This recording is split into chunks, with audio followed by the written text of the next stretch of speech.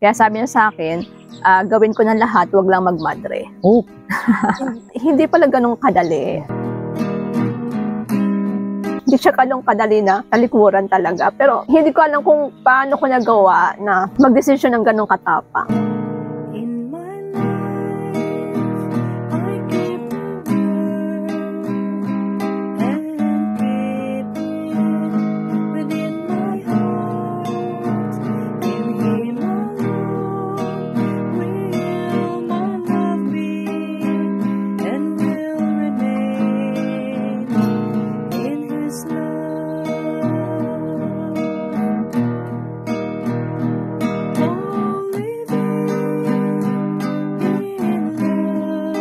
So ito na nga po mga kabokchat, ipagpapatuloy na nga po namin ang aming kwentuhan ni Sister Rolette. Oo nga po, yung aming pinangako sa inyo nung nakaraang linggo. Paano ba yung Sister Rolette? Kung kapakilala rin ba ako? Oo, kailangan sister. Yun kasi yung protocol. Magbe-welcome muna ako sa kanila. Sige po. Hello mga kabokchat, welcome po muli sa panibagong episode ng aming programang My Vocation is Love. Ako po si Sister Regina Sampaga, MCST, from Pateros, kung saan po kilalang kilala ang balut. Yes. At ako naman po si Sister Rolette Narbonita, MCST. Siya po ang magiging host. Hindi po. Kakwentuhan lang po ako ni Sister Regina. Kasi nga po, itutuloy nga natin ang ating pangako o ang aking pangako na mag-share po ng aking vocation story. Though hindi naman siya ganun ka-special or whatsoever. Very normal lang din. But I think may makukuha naman din silang aral. Pero para sa akin, sister, lahat ng vocation story is special. Yeah. Naalala ko kasi nung bata pa ako, naglalakad lang kami papuntang school. Yes. Tatlo kong kapatid, tatlo pa lang kami noon. And then si Mami nag-added sa amin. Nag-share kami ng mga dreams namin, kung anong gusto namin, paglaki namin, ganyan. Parang I was grade 3 that time, nung sinabi ko na ako gusto ko magmadre. Wow naman, so young sister grade 3. Yes. Tapos sabi nga ng mga kumutid ko, ano magagawin mo doon, ganyan. Eh di sabi ko, di magdadasal, ganyan. Alam mo na yun talaga ang gawain ng madre, magdadasal. Oo. Eh di, basta natandaan ko rin, pag naglalaro, alam mo yung mga bata na naglalagay ng belo-belo, kunwari, pero yung ano yan, tuwalya. Wow. Yung ginagawang belo-belo. Ganun lang. Pero sister, nawawala siya. I mean to say, parang, siyempre, lumilipas as bata, as paglaki, di ba, nawawala siya. And then, naalala ko lang nung bumalik siya noong naging active na ako sa church. I am a Legion of Mary. Wow. Yan. So, natandaan ko noon na hindi ko masyadong kilala si Jesus actually. Mas naulang kong minahal at nakilala si Mama Mary. That's why I really love Mama Mary. Kasi siya ang nagdala sa akin kay Jesus. So, hello po sa mga legionary, especially sa Queen of the Mystical Body and Junior Presidium namin na Mother of Perpetual Health. And naalala ko noong ikakasal na yung aming ka-legionary, si Ate Pe at saka si Kuya Manny. Nung kinasal sila, syempre lahat ng mga dalaga ay, ano mo yun? Yung traditional na magsasalo ng bouquet. Yes. Excited ka naman nun, sister? Hindi, kasi ayoko nga. Kasi sabi ko nga sa mga ka-legionary ko, ayoko, hindi naman ako mag-aasawa no? Eh di sabi na, hindi, kahit na basta lang dalaga ay pupunta doon. Wow. Ganon. Eh di sa loob ko, ang the back of my mind, sabi ko, sige, pag nasalo ko yung bouquet, ay magamada talaga ako. Pero wala ko sinasabihan ng ganon. So kada story short, nandun na kami sa gitna, hindi magkasano ng bulaklak, pero I prefer na nasa likuran, para kasi hindi na ako makikihalubido whatsoever. Bigla na lang ako nagulat na yung bouquet pabagsak sa akin. Wow. Kaya di ba, instinct, sasaluhin mo siya. Nag-rewind sa mind ko na sinabi ko na pag nasalo ko yung bouquet, ay magamada ako. Nung nariwan yun sa sarili ko, bigla akong naihagis yung bouquet pabalik sa unahan. parang nagulat ka. Nagulat ako kasi sabi ko, pagkasalo ko, oh my God, sabi ko, joke lang po, parang gano'n. Sinabi mo joke, si Jesus o si Lord? Si Lord, sabi ko, joke lang po, sabi ko gano'n. Tapos sabi nga, hindi na pwede yun, basta ikaw na yung nakasalo. Ginawa ko raw volleyball yung okay. So, okay, ganun nangyari. Okay na yon. After that, ng reception, nagpunta ako sa Adoration Chapel namin sa parokya. Wow. So, sabi ko, sige, kung talagang gusto mo na mag-mother ako, why not? At that time din, nagtawag ang aming parish priest, si Monsignor Jerry Santos, hello po Monsignor, nang mag-volunteer ang mga legionary. So that time kasi wala naman akong ginagawa sa amin. Yan, ganun lang, simbahan, bahay, ganyan. And then sabi ng mga ka-legionary ko, why not mag-try na mag-attend? Ako yung maging representative ng position namin para mag-volunteer catechist. So I try, nag-seminar, nag-formations. Siguro nga unti-unti lumalalim yung bokasyon ko. And then, first time kong magsabi sa family ko na, especially to my mom, sabi ko, gusto kong magmadre. Pero sabi ni mommy, hindi. So first reject. Kasi that time, separated si mommy yung kay daddy. Kaka-separate lang nila that time. Kaya sabi ni mommy, kakaalis lang ng daddy mo, aalis ka rin. So, pinagbigyan ko sila. Naalala ko din, nag-novena ako kay Saint Therese. You know Saint Therese at that time?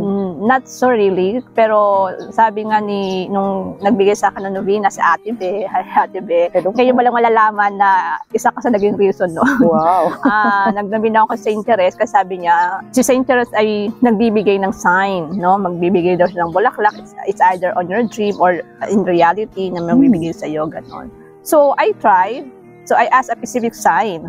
Pero walang nakakaalam noon na nag-novena ako sa kanya. Specific sign na makakatanggap ako ng red rose kung hindi pa ako papasok. No? Naging sigurista ako noon that time. And then, white rose kung papasok na ako. Again, to cut the story short, merong isang youth minister sa amin, si Erica.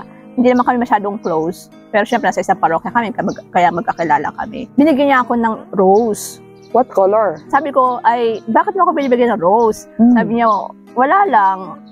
Kasi galing ko ng Baguio, so marami daw siyang dala. Yung araw na iyon, naalala ko, ay ika-9th day ng novena ko kay Saint Therese. No, talaga si Saint Therese never failed din talaga siya. And to my surprise, yun ang tanong color? mo. Kasi may hiningi kang sign. Natuwa ako kasi answered yung sign na hinihingi ko, but it's a red rose. So you're not going? Not yet daw, my Not God. yet. Kaya nung nakita ko yon, takbo talaga ako sa adoration chapel namin. Sabi ko, oh my God, iyak ako ng iyak doon. Sabi ko, bakit hindi pa? And imagine, for 2 weeks, iniiyakan ko siya every night. Para akong si Raul, ano. And then siguro napagod na ako kakaiyak. Nagising For 2 weeks. Nagising na ako Nakakapagod sa yun. kalokohan ko na yun. Opo. So parang tinanggap ko siya na nag-iiba na yung prayer ko. Sabi ko, sige na nga Lord, kung hindi pa, tatanggapin ko siya. Pero sabi ko nga ay, baka ako lang ang may gusto. Baka ako lang nag-i-insist na ako yung gusto mag-mother pero ayaw ng Diyos. Tinanggap ko siya, pero may pero pa rin ako. May pero pa rin. Oo nga, napaka-stubborn ko talaga. Sabi ko, Lord, kahit na po ito yung sinasabi mo sa akin, you know my heart desire. Andun pa rin siya sa puso ko, hindi siya nawawala. Iyon, so nagpatuloy ako maging katekista. Trabaho, parokya, ganyan, so very busy. And then, basta every time nakakita ako ng madre, yan, nakita ko nga dun si Sister Ophelia, at si Sister Lily Rose. Sister Ophelia, Sister Lily Rose. Yan, every time nakikita ko sila doon sa parokya namin, na-utter ko baga na someday magiging katulad din nila ako. Beautiful. Ganun lang. Tapos, yung bang napapangiti yung puso ko pag nakakita ko ng madre. Yan. And then, nakapag-apply din naman ako sa ibang congregation. Parang dalawang congregation, but I forgot the congregation. Ang nakakapagtaka, wala akong time na pumunta sa kanila. Ganon.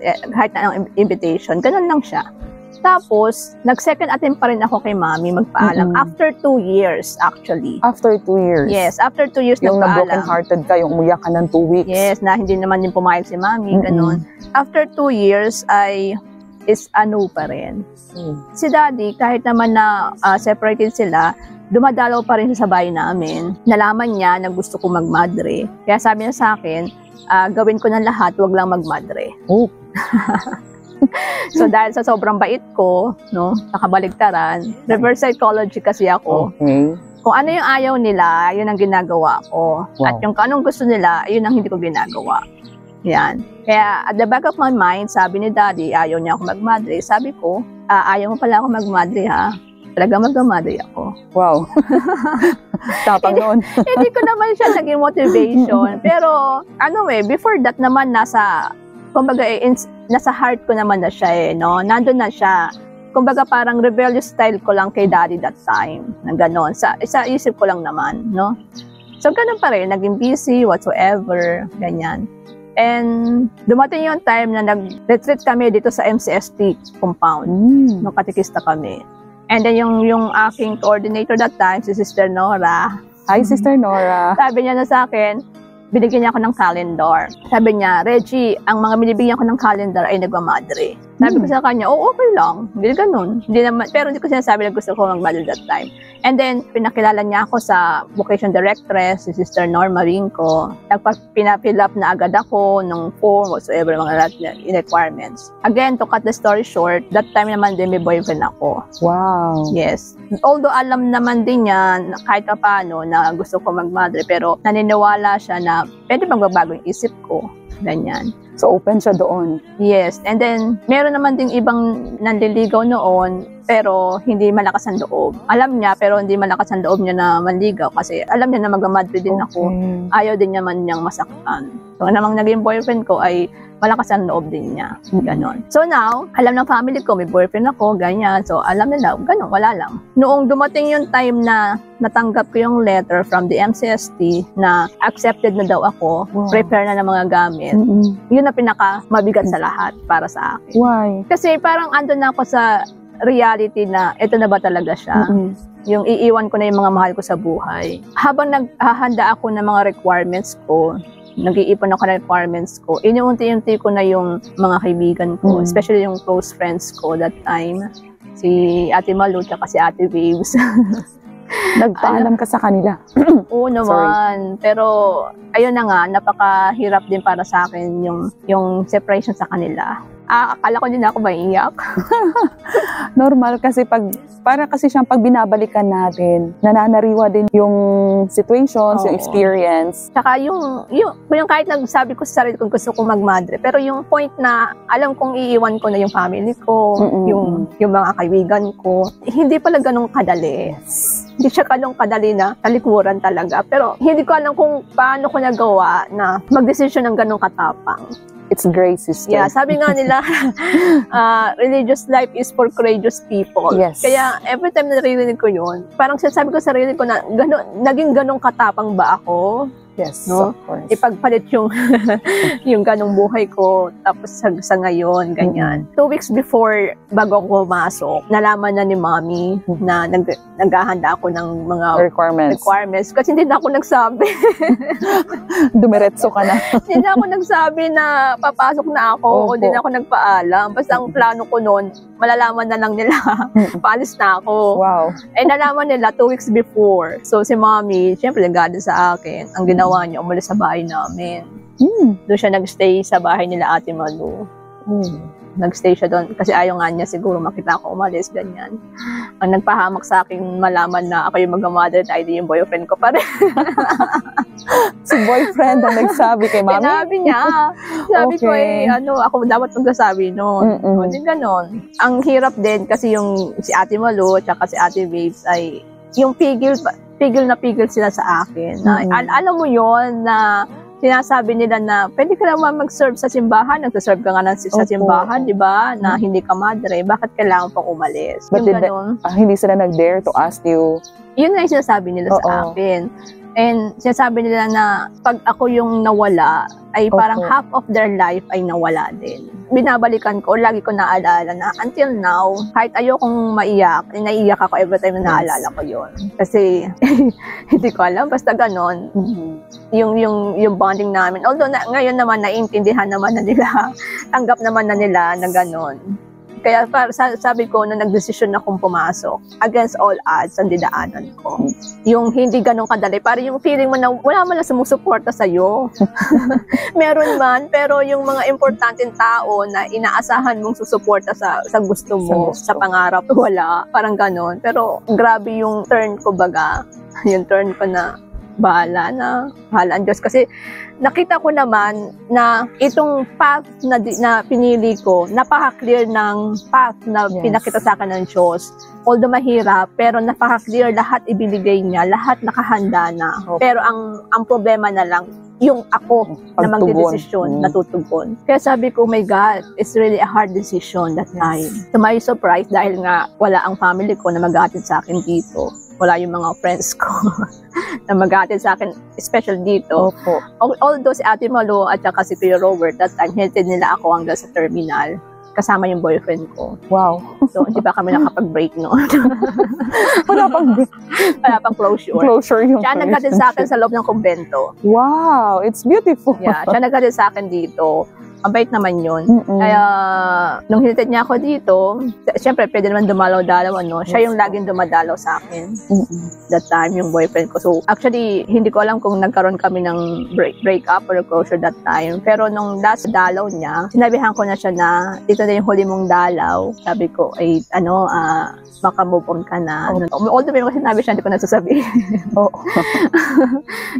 Iyon, siguro yung last na pagkikita namin. Pero yung mga dumalaw siya, ay kasama niya si Mami at si Daddy. First time na nakita ko ulit si Mami at si Daddy na magkasama na dumalaw sa akin. Tanggap na nila at that time? Tanggap, hindi naman. Pinapauwi nila ako. Pinapauwi nila ako. Umuwi na daw ako. Yung mga early year ko lang dito. Opo. Sabi niya, Mami, uwi ka na. Namiss ka na. sabi ko, hindi ako uuwi. Ba't naman ako uuwi? Sabi ko gano'n. And then sabi niya, Daddy, yan talaga sigurong gusto niya eh. Sabi niya gano'n, Daddy. Kaya nagtaka ako, ngayon support si Daddy ng gano'n. Pero later naman, sabi nga natin, very normal naman na yung family natin ay hindi agad pumapayag or against sa ating decision. Pero later on, they will realize. Yeah. Tapos si Mami na rin nagsabi na, ano yan, okay na kami, dyan ka na. Sabi ganyan. Okay na ako, dyan ka na. Pero hindi naman nila alam, deep inside, merong struggle na nangyayari sa akin.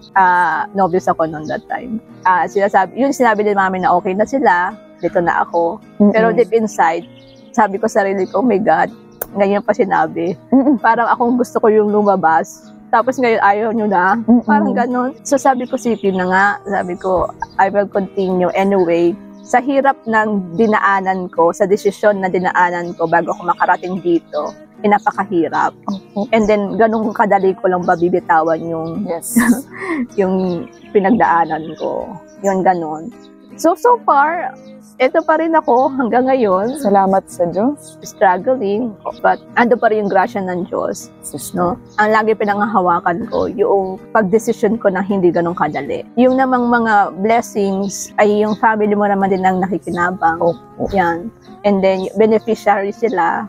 Yung mga friends mo. Yan, yung mga kakilala mo. So, ganun siya. Hindi man naging ganun kadali yung dinaanan ko. Pero I can say and I can prove it is worth it. Yes, sister. Worth it siya. Hindi masakit man para sa akin. No, hindi man alam ng mga kaibigan ko na ganun kasakit yung naging decision ko. Hindi ko naman din totally sinasabi. Pero alam nyo na hindi naman din nagbabago yung pagkakaibigan natin. Yes. You're still in my heart. You know that. And then yung family ko. Ang sarap balikan. Ano po, sister, pero hindi maiwasan na merong tayong nararamdamang sakit, pero nakikita natin yung grasya ng Diyos dun sa pagtugon natin. Kaya nga minsan sabi ko, ayoko siya nang mag-share. Kaya mahihayin ako mag-share. Pero nang-share siya. I dare to share and just to respond sa ating mga requests sa ating mga viewers. And then, yun din, para sa ating mga aspirant na kailangan maging matapang tayo sa pag-desisyon. Yes no? po. Taking a decision is also taking a risk. Yes po. So, para po sa mga nag-a-aspire natin, no? Lakasan nyo lang po yung loob ninyo. Kasi nakikita ko, ang mga aspirant natin ay medyo hesitant. Mahina ang loob sa pagdesisyon. May bukasyon pero hindi makapagdesisyon. May bukasyon pero di makapagdesisyon. Ano ang kailangan nila, sister, para makapag-decide sila? Kailangan nilang talaga yung malalim na pakikipag-ugnayan sa Diyos. Kasi gano'n lang din ginawa ko, sister eh. Araw-araw ako nasa adoration chapel namin. Araw-araw ako nagsisimba. Kasi wala akong ibang paghuhugutan ng lakas ng loob eh. And then from that, unti-unting lumalakas yung loob ko na talikuran ang mundo. Sabi nga nung isang share noon, nung unang-una pa, yung ligaya, yung joy na nararamdaman mo, dito sa loob ay hindi ka ibigay ng mundo. Yes. Although masaya ako. Masaya ako sa mundo, sa labas. Pero dito, may hirap man, pero iba yun. Iba siya. No, nakipagpalit ka ng ligaya sa labas dito. So, it's a mystery. Hindi ko madala. It's a mystery. Yes. Everything is a mystery. Yes po. Kasi God is always at hand. Kumbaga, palagi siyang kumikilos sa bawat sitwasyon ng buhay natin. At hindi niya tayo pababayaan. Yun sa akin yung assurance na hindi kita pababayaan all throughout this vocation story na nangyari sa atin hanggang kamatayan, nandoon ang Diyos. Hindi lang naman sa ganitong buhay, ngunit sa lahat ng buhay. Pero really, to be in this life, dapat talaga meron tayong courage and strength na nanggagaling sa Diyos. Tsaka maging faithful ka lang sa faithful Kanya. Talaga. Maging faithful ka lang, especially in prayer. Yes. Kasi walang iba Walang iba. Hindi ka magkakaroon, yun din yung sa akin, hindi ako nagkaroon ng courage kung hindi ako naging faithful sa aking buhay panalangin. At saka yung pagbababad mo sa blessed adoration. Although as human as we are, sometimes we fall. Yes. Sometimes stand up. We're still weak. Pero huwag tayo manatili sa ganon. Yes. Naalala ko yung kapatid ko, it takes only one step to make a difference. Sabi niya palagi sa akin yun. Do not give up on your dreams because the day you give up is the day you fail. Yeah, kaya nga ako din nag-give up para bang feeling ko, sinubukan lang ako ng Diyos na what if? Sabihin ko sa iyo, it's a no. Yes. Diba? Pero I insist. Yes. It's my heart desire, Lord. Galing, tapang ni sister. Nagko-conversation sila si Lord. Oo nga pero hindi naman. Kasi kung kalooban ng Diyos, yun yung, parang ako nakita ko lang, ang sabi ng Diyos that time, not yet. Not yet. It's in His time. In His time, really. In His God's time. perfect time. Oh, kasi baka kung nag-insist ako that time, or talagang pinilit ko, kung hindi ako sumunod na wag muna, ako talagang sinunod ko yung pagiging stubborn ko na basta gusto ko, gano'n. Siguro, baka hindi ako nakapag-persevere until now. Yes, no, baka hindi pa ako ganun ka-ready. Siguro sabi ni Lord, hindi ka pa ganun ka-ready. Pero that time na go signal na siya, siguro sabi ng Diyos, pwede na. Pwede na. Diba, no? Kaya napaka-mystery niya. Yes, sister. Sister, maraming salamat sa pagbabahagi ng iyong vocation story. Hopefully, yung mga nag-request kay sister, yan na napakinggan nyo na si sister, napakinggan nyo na ang kanyang vocation story. It's so beautiful. Sabi.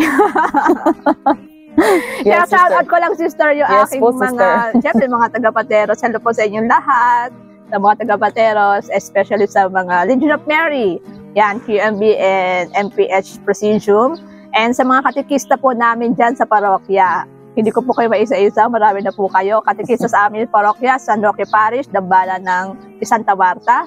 And sa amin sa Diocese of Pasig, yan, Immaculate Conception Cathedral. Sa mga katikista po ng Diocese of Pasig, hello po sa inyo. And kay Bishop Milo, baka... Hello po, Bishop.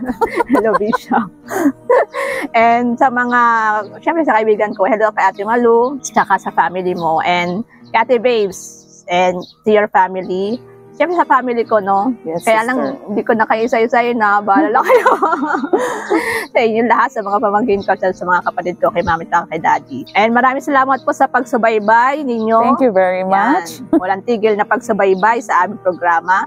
Asahan nyo po na makakarinig po pa kayo ng iba't ibang istorya at iba-iba pa pong pagyayari dito sa amin, sa buhay namin bilang isang madre. Yan. Ito po yung kaya namin ma-share sa inyo na mabigyan po kayo ng mga inspiration sa amin pong mga kwento, na aming mga bukasyon, at sa amin din pong buhay mission. Yes, Sister, at pasalamat din ako kay Sister Rolette. You're welcome, sister. Naging kasama ko sa pagbabahagi ko sa inyo ng aking vocation story. Kasi ako na nga yung host ako. Siya na yung host. Siya pa yung mga... Thank you, sister, for giving me this opportunity. Na ako yung una na makarinig ng iyong vocation story. So mga kabaksyat, hanggang sa muli, ito po ang ating programang My Vocation is Love. #ang aking awit ay pag-ibig.